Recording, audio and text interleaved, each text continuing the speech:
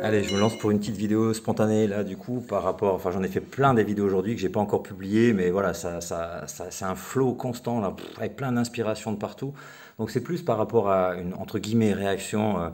Voilà, je viens d'être bloqué par une personne, la personne avec qui justement dont j'ai partagé le message ce matin, hein, par rapport ce post de ce matin sur le fait que ouais, je suis un coach déguisé, enfin ce genre de choses, à la recherche d'un public, blablabli, blablabla. Voilà, donc elle m'a envoyé un audio que je publierai pas parce qu'il est à charge, vraiment à charge, hein, avec énormément de croyances, de jugements, et donc que voilà, mon énergie est dangereuse, que je suis hyper perché, que voilà, enfin que je sais pas ce que c'est qu'une âme sœur, enfin etc., etc. Bon, et cette personne-là est je sais pas, femme médecine, enfin ce genre de choses. Et j'aimerais faire ce post là-dessus justement parce que je vois vraiment beaucoup de profils avec des milliers de personnes aussi, hein, parce que ça répond forcément à un besoin.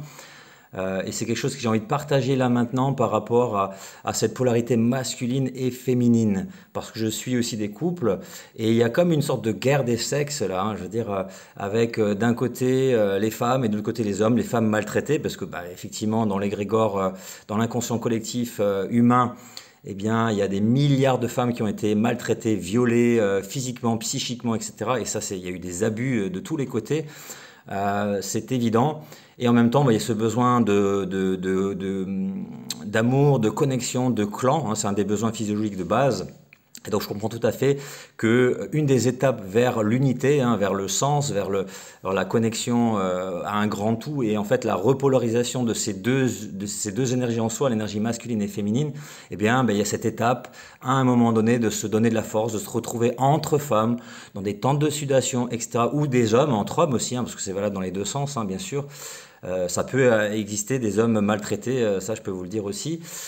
Parce qu'on est dans une polarité, quoi. Voilà, vous êtes dans un corps de femme et vous pouvez avoir une polarité masculine yang très développée. Donc ce besoin de se rassembler, se donner du courage, de la force pour aller abattre l'ennemi extérieur qui lui fait peur, en fait c'est la part d'ombre que je ne vois pas en moi, et bien ça j'aimerais vraiment le mettre en lumière là dans ce poste-là, quoi. Il n'y a pas de guerre des sexes, il y a juste mon pire ennemi, c'est moi-même, mes peurs, mes blessures que je suis prêt ou pas à aller accueillir.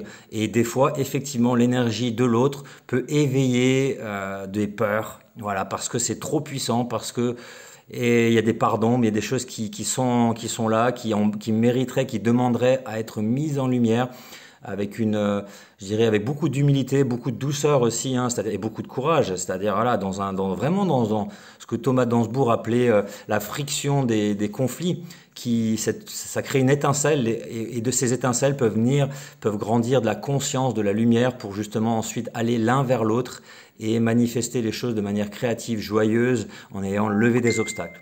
Voilà, bah écoutez, c'est mon post spontané, je suis parti complètement dans l'impro.